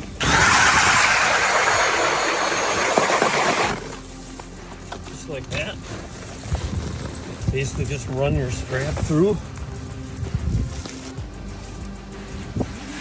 Just like that. Simple, very easy way to anchor down any shelter without messing with ice anchors. Love it. What a great idea. It's using on our big pop-up, our big Eskimo, we have guy ropes, right, that come down. We have two, and I'll anchor with the wind on the windward side of the hut. But if it's really windy, like so on days where it's not too windy, I don't anchor it to those guy ropes first. I'll set my corners and then I'll anchor it. On the really windy days though, I'll anchor to those ropes first, and I'll actually extend the rope all the way out, like as far as it can. I'll put that screw in first. I'll open up the hut a little bit. We'll tie the guy rope to that anchor, and then we'll open up the hut. Because if one person lets go at the wrong time, that hut could be gone. It could end up in Cleveland, for crying out loud. So I want to make sure that we are ready. And then when we take it down, I just reverse the process. That's the last strap that I take out. We fold it up, push all the corners in, bring the roof in, push all the corners in, get it all tucked up as best we can. Then I take that last strap out before we put the final. I have a ratchet strap I put around our hut, and then just lay it on top of once our sled's packed and I get the cover on, I lay it on top of the sled, and we just actually put a ratchet strap. I have two big eye bolts on our Smitty sled, and I just use a ratchet strap over top. One tip that I'll share, and Trevor kind of learned this the hard way, is in your sled, if you buy an Otter sled or a Pelican sled or whatever, any of the better ice fishing sleds, you can buy a matching cover for that sled. Right. Now, even when you're on foot, now a cover, a lot of anglers think, I want to use the cover because I'm towing it behind a machine and I'm covering lots of miles. But one of the worst things that can happen is you lose anything out of your sled. You're walking back, especially in the dark, and you're walking back. I love to make sure that everything is covered and strapped down with that ratchet strap to the sled, so nothing's going to come out. Because sometimes you're still walking, you're walking over snow drifts or dragging over snow drifts, and stuff can roll off and you can lose things. And so I think it's important that it's a good investment to buy a cover for your sled. Also, now the way we fish in our hut is our hut's big enough that with two of us in there, I have enough room. I can pull the whole Smitty sled into the hut, and I park it behind us, and everything's in the sled. My heater, my propane, my tackle, rods, food, everything's in there. And so I can just, I'm in my little chair, I can turn around and grab stuff. If we have three people in the hut, I don't have enough space in there for the Smitty sled. So on a really snowy day, windy day, I can keep my sled covered outside, so I keep snow from blowing in and getting stuff all snowy. It's not that the snow will damage my stuff, but when I get back after my trip, if I have to really get all the snow out of every nook and cranny of my gear, it's annoying. So I like to use those covers, and for $20-$30 for a cover, maybe $40 for a cover, I think it's good peace of mind. Yeah, absolutely. Some great comments that are coming up here, and Joe's got a question. What do you do when the straps are then frozen to the ice? It's a good question, but obviously he wouldn't. Yeah, so I saw that video before. It's funny, the algorithm must know you and I communicate, because I've seen that same video. And I saw that too, and I thought, that this is kind of why I just use the ice screws, and the ice screw has that little offset hook, right? So you just hook the strap through. So Joe, I would just use an ice screw. And what I do for my ice screws, for folks that don't know, so I have a K drill and I use my Milwaukee drill for that. But I actually, and I'm not trying to sound like I'm too well off here, but I actually bring a second drill, a small drill. It's not very powerful. It's just for my ice screws, so that one of us can be screwing in the hut and one of us can already be popping holes. Instead of having to change the chuck between the K drill and the ice, because I have an ice screw adapter, I just bring two drills, and and I don't need a high powered drill. The ice screws are pretty sharp. You can put them in by hand if you want to. And if I've gone to back lakes where I will not bring both drills if I want to pack light. But when we're hauling across Erie with two guys, two sleds, I'll use a small drill for my ice screw. So put that ice screw in, anchor your hut to your ice screw before you start setting it up, and then don't unanchor it until you're ready to fold it up, and then take that anchor off. Yeah, no, makes perfect sense. Some great Sonny, good point. Like, you hear guys all the time, they lost their rod bag, they lose their wallets. Man, I am so paranoid about that. I guess I've done too many trips where I've gone on the ice in the dark and I've come back in the dark. So I'm like uber organized about where everything is. Everything, like I have I don't have it downstairs here, but I have a big Plano tote, Scotty, you know what I'm talking about? Yeah. So in my sled itself, I have two like little hunting camping chairs. They're more like a stool. And then I have a bucket, our two flashers, the heater. I actually have the heater and the core and the hose in a bag. I bought a Buddy heater bag because snow can get into the hose, like if I get too much snow going, so I keep that clean as best I can, and my tank, and then everything else I own basically fits into that big tote, and my drills, my ice screws, my tackle, everything's in that big tote, and it's sealed, right? And so I think a big tote like that, if you can find what works for you, and what's ironic is the tote I picked out, I actually went to Canadian Tire with my sled and put different totes in it to figure out what tote fit best. Does that make sense, Scotty? Because these totes aren't cheap. Some of these totes are, $50, $60, $80. And so I want to make sure we got the right tote. And so, and it's great. And the other one I like to use, and I've showed it here before, is those ammunition boxes with the tray. Yes.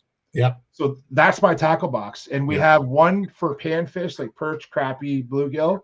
And we have one for our pike and walleye. Yeah. And if we're going for pike and panfish, we just bring both ammo boxes. Perfect. So it keeps everything so organized. I'm not rearranging stuff. I just grab what I need in the garage and off I go. So everything has a spot. Everything's organized so that stuff doesn't fall off and stuff doesn't get wet, stuff doesn't get snowy. Because I don't know, man, all those years of cleaning your stuff when you get home, I hate that. Absolutely. And one thing that Gary mentioned here that unfortunately I learned the hard way, and this was when I was younger, is some of those screws do loosen up with sunlight, and you do have to tighten them from time to time. Again, I've seen videos. I remember one day I was off fishing. I was at Willow Beach with the Raytrowskis. Trevor and I were with the Raytrowskis. It was late March, and actually the ice broke up probably within about 3 or 4 days of us coming off that day on Simcoe. And it was windy. It was like warm and windy. Like it was like +5 and windy, and the ice was still okay, but it was getting ugly. Like, you know what I mean, Scotty? Like, you're like, this isn't much season left. And we watched a pop-up, like a three-man pop-up, like tumbleweed going across Simcoe. I felt so bad for the guys. They were running after it. There was ATVs chasing it. And I'm going to guarantee that what happened with them was what Gary's talking about, is they had their hut anchored in, and then the hut let go because the ice was very soft that day. The screws wouldn't actually hold well that day. I won't lie. Like the ice on the top was really punky versus the ice on the bottom. And now that day was warm enough that we didn't even open up our shelter. We fished in the open that day. It got a little cold on the hands. I'm not going to lie, but with that wind, I only set up the shelter unless I'm dying to set it up. Like I will bring it, but I will also I'll get by with gloves and hot packs if I can, because I hate having a shelter if I don't need it. You know what I mean? It's 100%. Just more work. 100%. Bill's mentioned, honeycomb ice, it sucks. But I will say this is intriguing to know. George is sharing that on Nipissing, it's time for the auger extensions. Wow, you can actually start to drive vehicles out on the ice. That is incredible.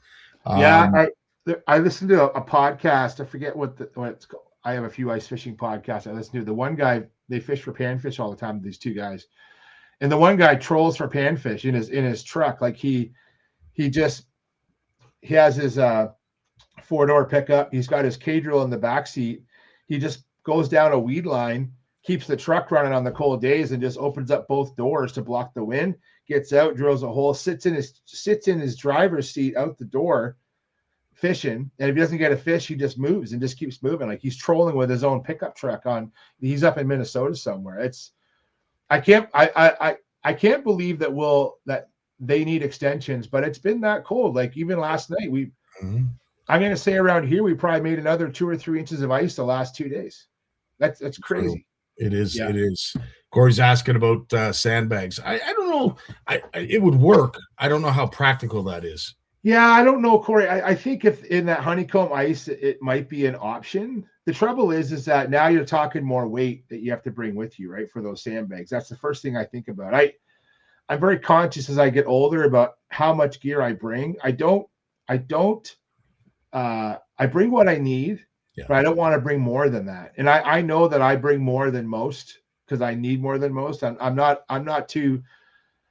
a fair weather ice angler, but I like to have my creature comforts, and be prepared. But I think the sandbags would be a little heavy. But you know what? In that honeycomb ice, maybe some of those those weighted bags you buy for like trade shows. Yeah. Right? We've all used them. Mm-hmm. I wonder if those would work just to add some weight to your corners of your hut if you in a pinch. I would think so. I see no reason why it wouldn't. No, yeah. 100%. Yeah. Now, speaking of, this is sort of the one extreme because we're going to talk about another extreme after this. But George is mentioning that he's thinking we need to reduce winter fishing harvest. All we might need to do is make portable ice shelters illegal. Ouch.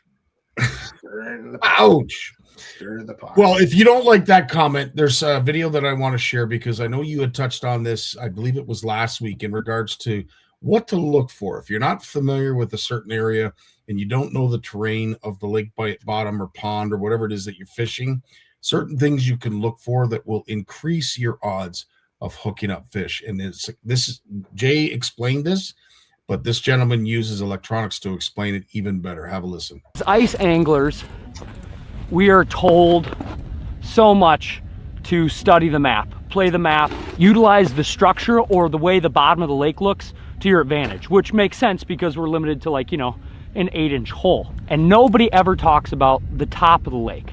And right now, my Mega Live is shooting out this direction, right here. And then as soon as I turn it all the way to the left, bingo, bingo, bango, bongo. Look at all those fish. And that's just the beginning of them. That's just the beginning. I think we found 300 to 500 fish. There we are. Hello. Hi. Everything to the left of the Mega Live was loaded with fish. And maybe you can see why. This isn't a big snowdrift here. This is a giant, giant, giant pile of white ice. Fish love shade, especially panfish and especially bait fish. It's just a little bit darker, gives them something to relate to and something to hide under. That's exactly what we found. We have found a giant patch of white ice. It's just creating a little bit more shade and these fish are glued to it. We checked the basin, it was a no-go. We checked main lake points, it was a no-go. We checked shallow weeds, no-go. They are here. Interesting. I know you talked about this before, and it only makes sense. So if you're out on a body of water, you're having a hard time locating fish, just like Sam was mentioning, there's an option to look for, if you have areas. So this is exactly what we do on Erie all the time on the inner bay. So the inner bay is shallow. It's like, the deepest you're going to fish is probably like 8 feet. Like that's it. And so a couple things. One, those fish are very spooky, okay? And they scare easily. So I will use snow as cover to hide myself, right? Whereas I was doing this the other day. I was actually walking on snowpacks and I was drilling my holes out around the edge of the snowpack on the clear ice. The fish seemed to be on the clear ice more, but if I walked right out onto a clear patch, I'd spook them. Now I'll go out sometimes and I will drill holes across clear ice and let the hole sit for a while, then come back and fish them. But on this day, that wasn't working. And so I was trying to hide my presence by standing on the snowpacks. There's other days, though, where they're not under the snow. They're actually out in the open, because on those warmer days, when there's a lot of, we talked about last week with the scuds and the amphipods and the other invertebrates, when they're active, I think they like that sun. And so the perch are in the sunny areas feeding.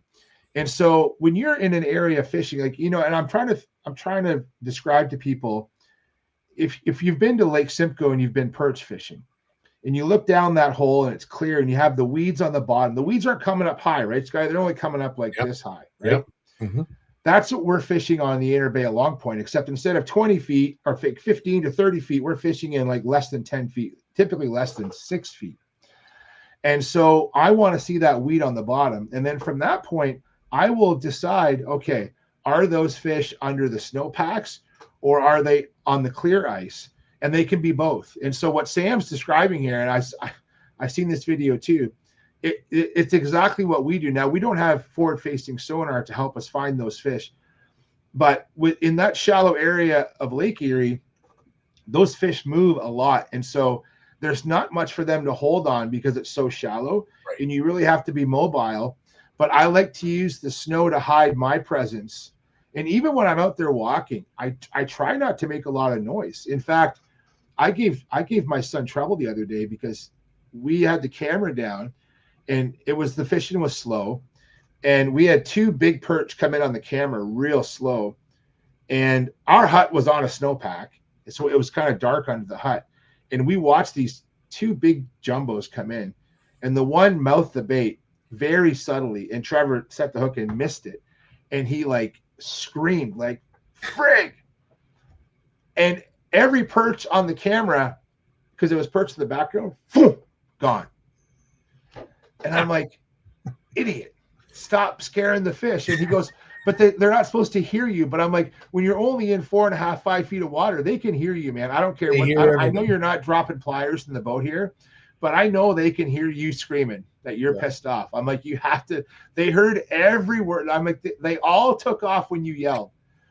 And so you have to be patient with those shallow perch. They are so skittish. And I've seen that behavior. And so you have to, and the thing is though too, when you're out ice fishing in areas like that, you don't have drop offs, you don't have weed lines, you don't have rock piles. It's sand with weed and maybe some subtle depth changes.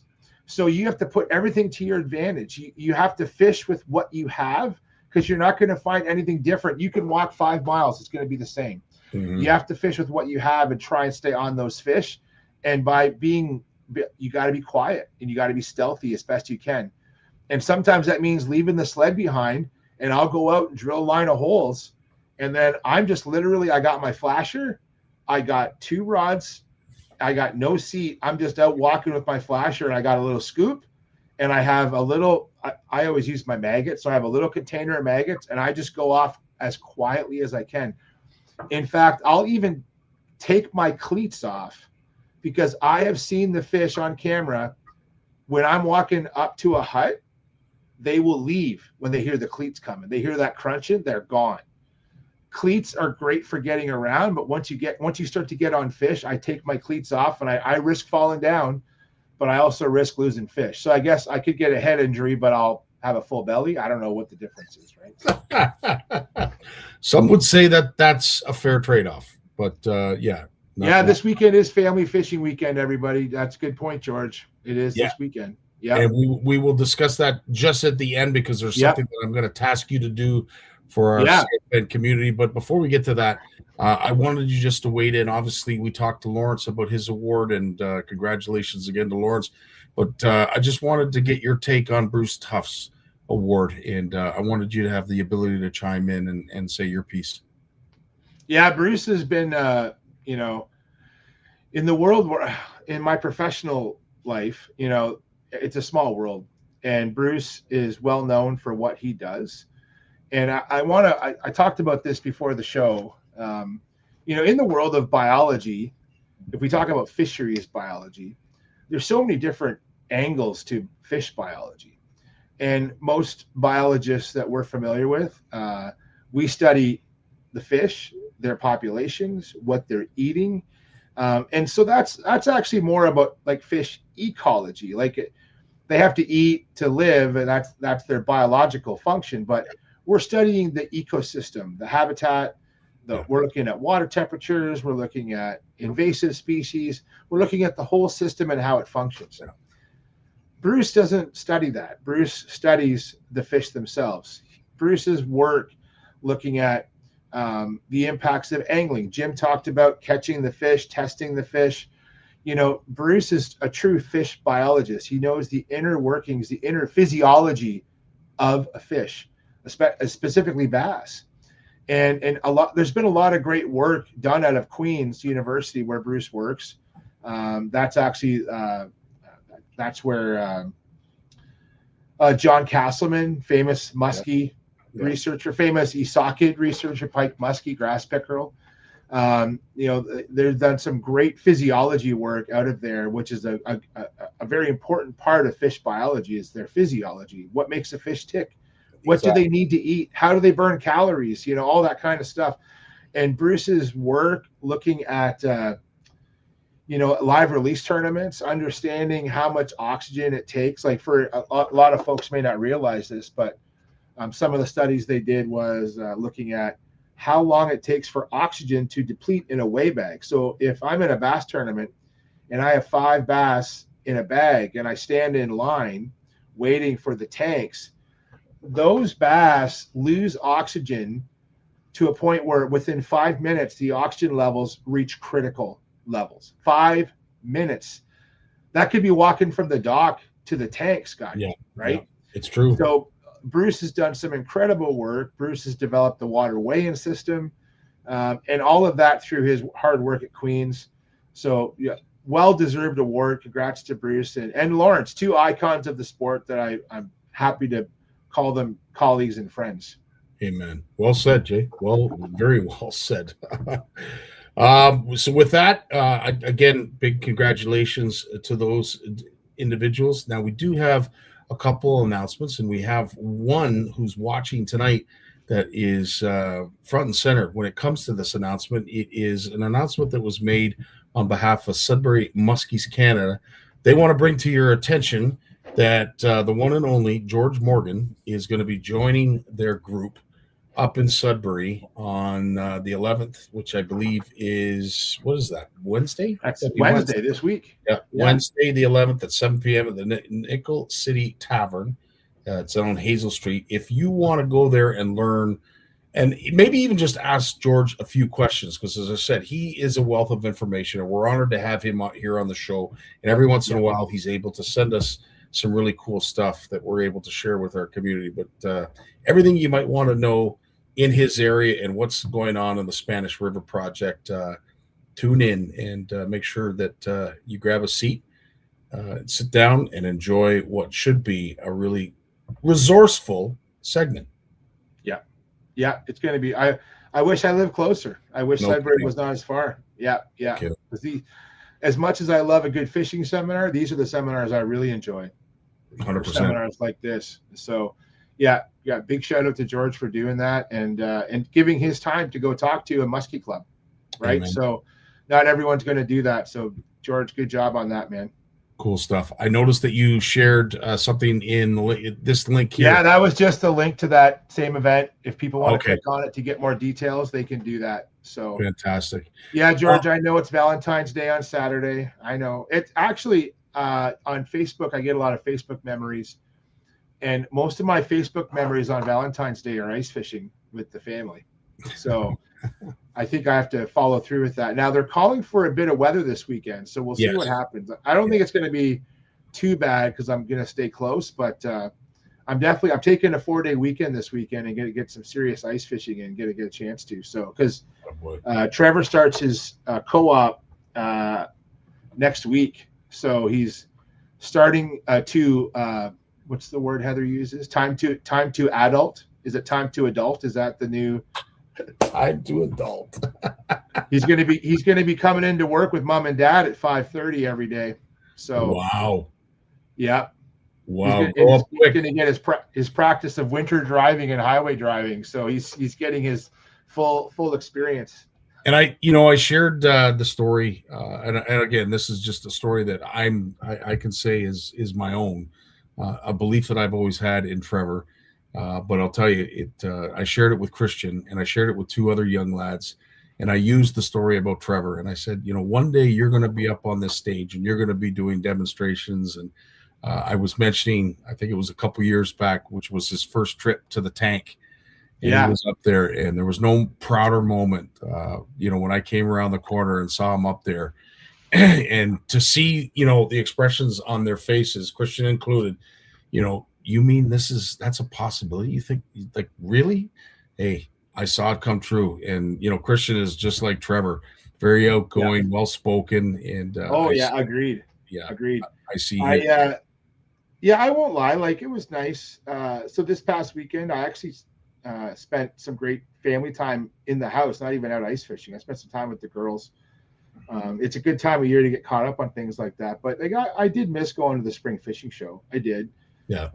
It honestly, coming up with between the Sportsman Show and CanCast and a couple other things, like I'm not going to lie, I'm happy.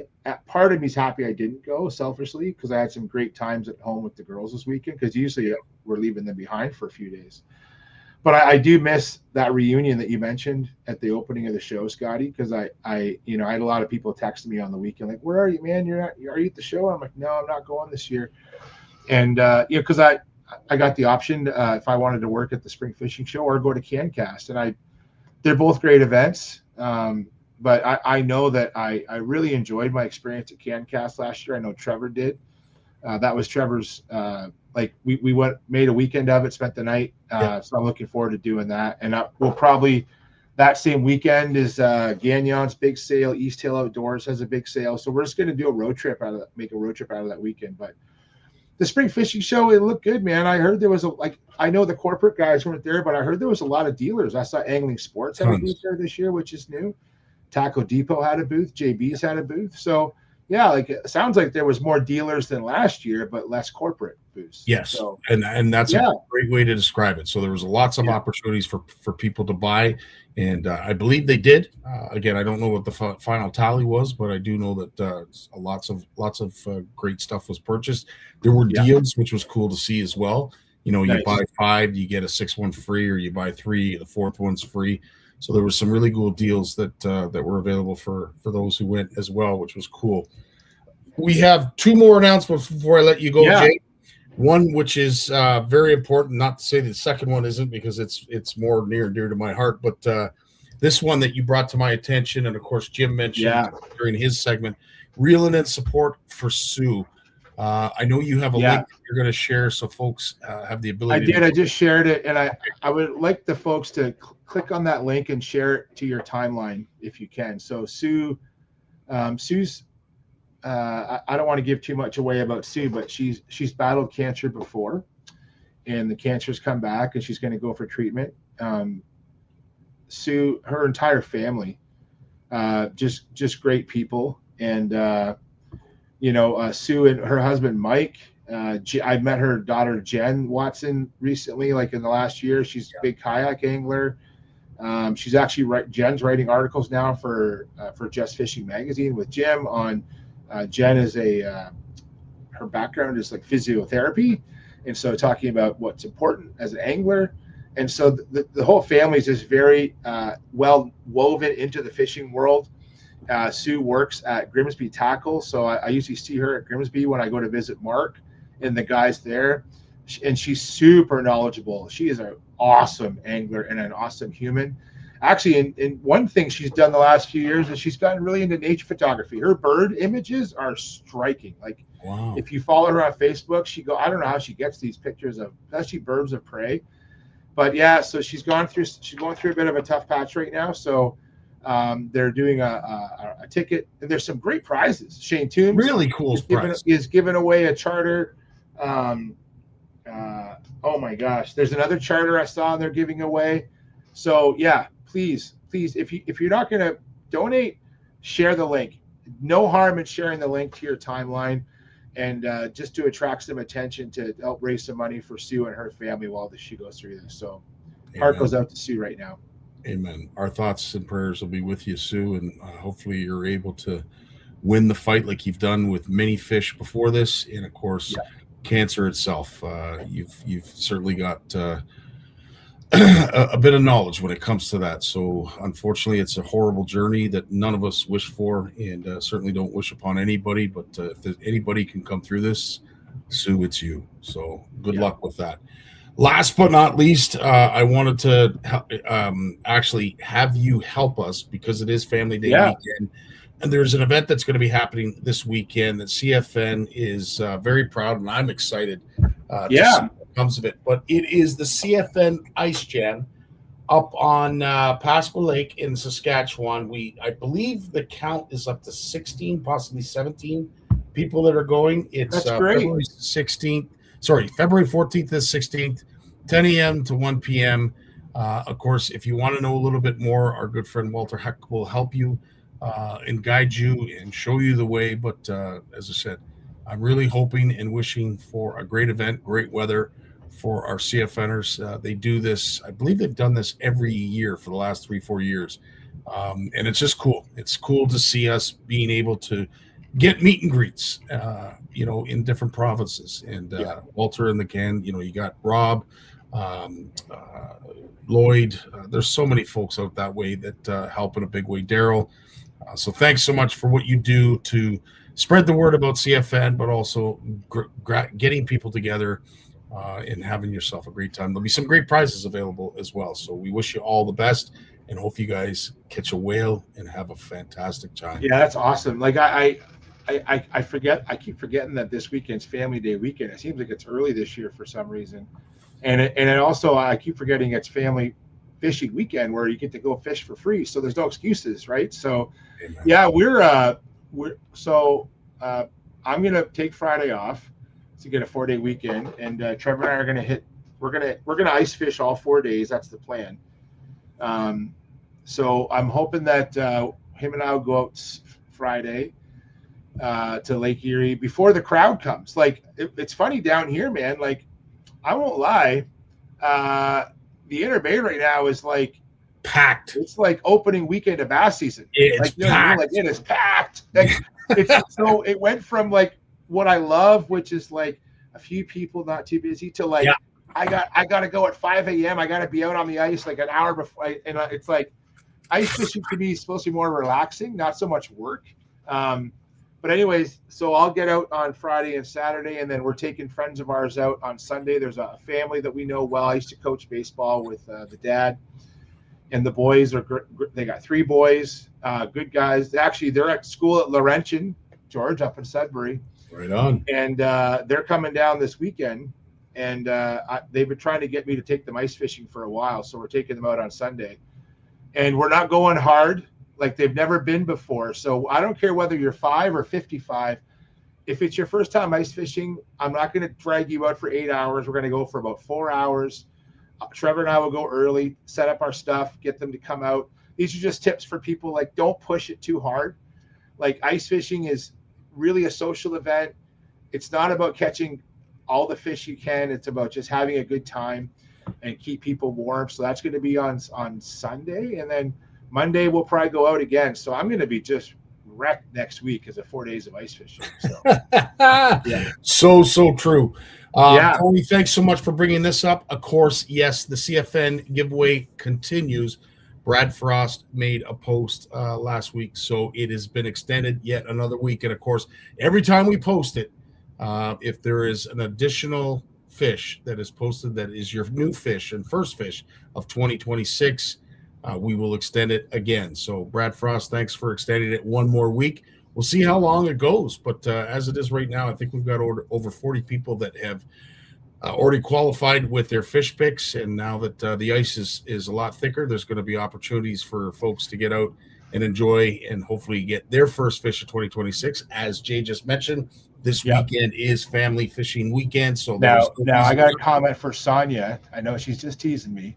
But Sonia, you've never gone fishing with a hangry Heather Surrett. My wife is really sweet and nice, but she's got about a 4-hour window. And if you don't feed that woman, and I mean, like, she'll take snacks on the ice and stuff, but she wants the full experience. And I'm unless I can get her some takeout and bring it to the ice, which we've done before. Because what's great about the places we go is I can get a pizza delivered or a burger delivered to the place I go sometimes.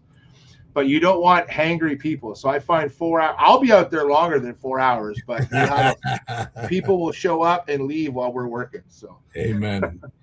Well, listen, Jay, as always, thanks so much for joining us and spending some time and enlightening us with, of course, all kinds of fish 411, which, again, we never get tired of learning and never get tired of ingesting. So, again, thanks for all you do and continue to do and being a part of our community in a huge way. It means a lot.